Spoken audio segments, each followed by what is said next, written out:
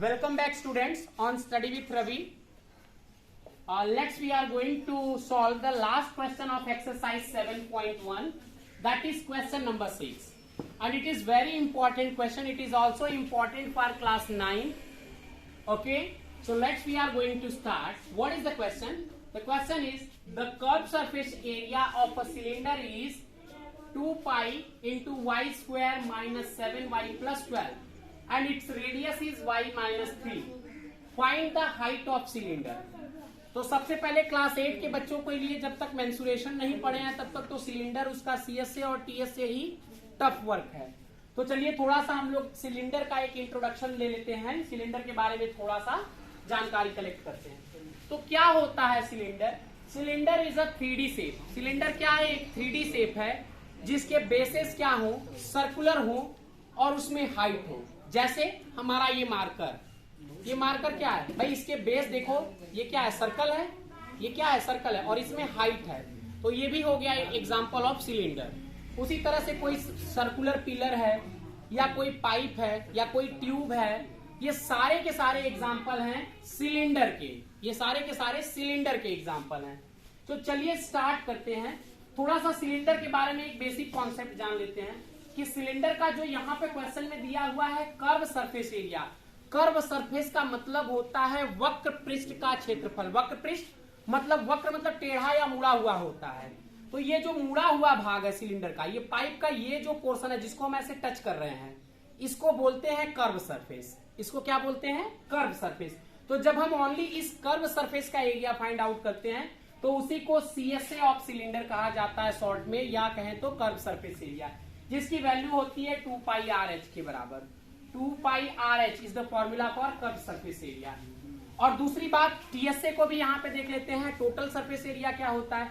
तो अगर इस कर्व सरफेस के साथ साथ हम टॉप के एरिया और बॉटम के एरिया को भी इंक्लूड कर दें, इस टॉप के एरिया को और बॉटम के एरिया को, तो वही कहलाता है टोटल सरफेस एरिया या शॉर्ट में टीएसए. तो बेटा टॉप और बॉटम है क्या? सर्कुलर है ना. तो टोटल सरफेस एरिया यहां शो करिए. Total surface area is equal to क्या हो जाएगा? ये कर्व सरफेस एरिया जो था 2 pi r h plus area of 2 circle. Circle का एरिया होता है पाई आर स्क्वायर, चूंकि एक सर्कल ऊपर है और एक नीचे, तो ये हो जाएगा 2 पाई आर स्क्वायर. अब इसमें 2 पाई आर कॉमन हो जाएगा फैक्टराइजेशन में, अभी आपने देखा. बचेगा ब्रैकेट में h प्लस आर या r प्लस एच. ये होता है टोटल सरफेस एरिया का फॉर्मूला. हालांकि हमें अभी टीएसए की कोई जरूरत नहीं है, एक नॉर्मली इंट्रोडक्शन के रूप में मैंने आपको सीएसए और टीएसए बता दिया.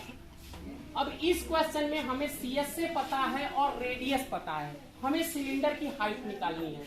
तो थोड़ा सा समझो. अभी हमने सीएसए के लिए क्या बताया कि सीएसए इज इक्वल टू होता है 2 पाई आर एच.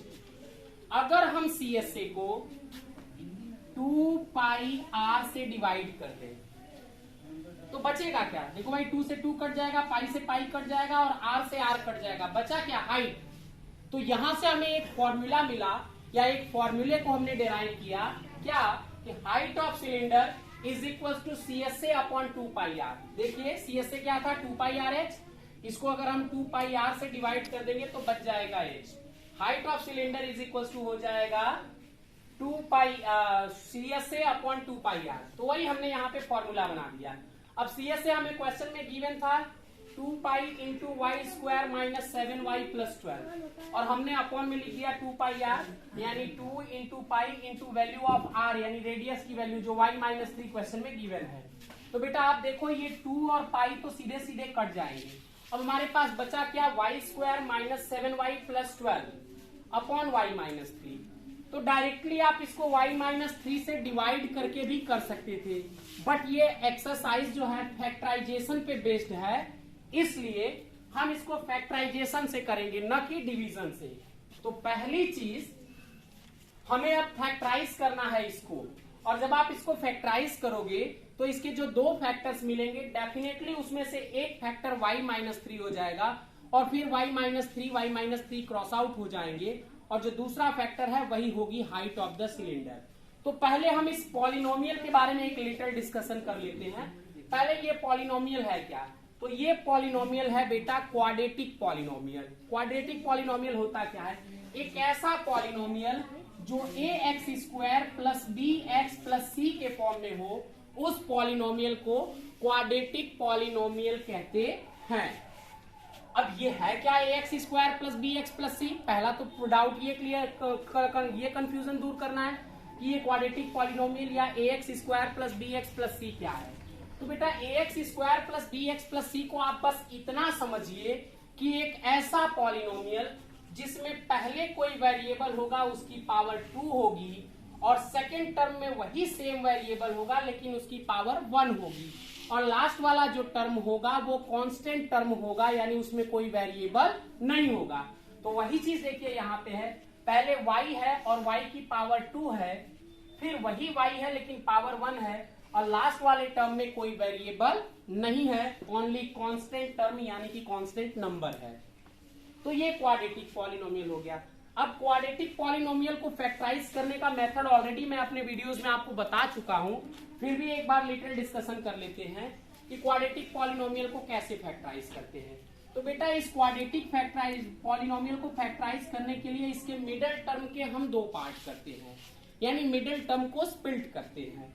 और मिडिल टर्म का जो स्प्लिटेशन होता है वो ऐसे ही कुछ भी नहीं कर देंगे, इस हिसाब से करेंगे कि जोड़ने या घटाने पर जो पहले कोफिशिएंट था वही आ जाए, और उन दोनों पार्ट्स का अगर मल्टीप्लाई करें तो वो a इंटू सी के बराबर आ जाए, यानी coefficient of x square into constant term के बराबर आ जाए।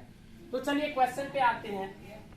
देखिए यहाँ पे क्या है, -7 है। तो सबसे पहले हम काम करते हैं कि पहले टर्म को हम लिख देते हैं, फिर माइनस या प्लस जो साइन होता है वो लिख देते हैं, फिर ब्रैकेट एक लगा देते हैं जिसमें 2 नंबर्स लिख जाएं और इसका variable y as it is +12 लिख देंगे। अब हमें इस 7 को स्प्लिट करना है 2 पार्ट में, 7 को 2 पार्ट में स्प्लिट करना है। अब ये 7 के 2 पार्ट कैसे होने चाहिए कि जोड़ने पर 7 हो जाएं और मल्टीप्लाई करने पे 12 इंटू वाई स्क्वायर का कोफिशिएंट 1 है, यानी 12 इंटू 1 यानी कि 12 आना चाहिए। यानी 7 के ऐसे 2 पार्ट करेंगे जो जोड़ने पर 7 होंगे और उन दोनों का प्रोडक्ट हो जाएगा 12।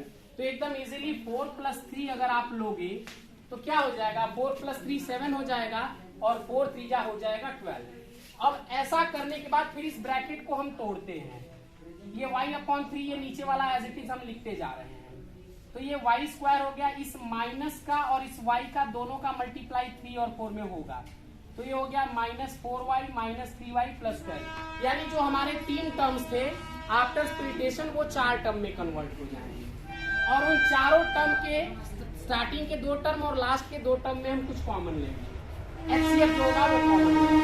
जैसे y स्क्वायर -4y कॉमन ले और ये y कॉमन लेंगे, तो y कॉमन लेंगे, लेकिन क्या था, y स्क्वायर था और -4y, तो y square means y into y, अब -4y मीन्स -4 इंटू y, तो y कॉमन मिल गया, y कॉमन ले लिए तो यहाँ बच गया y और यहाँ बच गया -4, तो y -4 ये हो गया।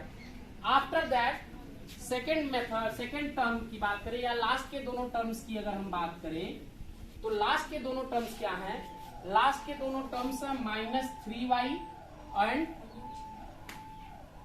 12, तो -3y का प्रोडक्ट हो जाएगा -3 इंटू फैक्टर्स होंगे -3 इंटू y, और 12 के फैक्टर्स होंगे -3 इंटू -4। क्यों -3 हमने लिया, क्योंकि हमारे ऊपर वाले टर्म में -3 ऑलरेडी था, तो हम -3 लेंगे तो हमें -3 कॉमन मिल जाएगा, तो -3 हमने कॉमन ले लिया, तो बचा क्या y -4, तो हमने -3 कॉमन लिया तो फिर बच गया पहले टर्म में y और दूसरे में -4, तो y -4। अब फिर हमारे एक टर्म ये हो गया और एक ये हो गया, इन दोनों में y -4 कॉमन है, इसमें से हमने y -4 कॉमन लिया तो बचा y, और इसमें से y -4 कॉमन लिया तो बचा -3, तो ये y -4 इंटू y -3 इसके 2 फैक्टर्स मिल गए जैसा मैंने पहले कहा था।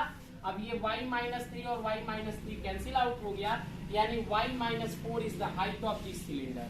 जैसा मैं पहले भी बता चुका हूं कि आप चाहते तो इसको सीधे सीधे जो CS से था उसको 2πr से डायरेक्टली डिवाइड करके भी आंसर पा सकते थे, बट ये चैप्टर और ये एक्सरसाइज बेस्ड है किस पे, फैक्टराइजेशन पे, तो दैट्स वाई हमने इसको फैक्टराइजेशन की हेल्प से कैसा किया। वीडियो कैसा लगा इसको कमेंट बॉक्स में जरूर लिखें और चैनल को सब्सक्राइब करें, शेयर करें, नोटिफिकेशन बेल को ऑन करें। Thanks for watching.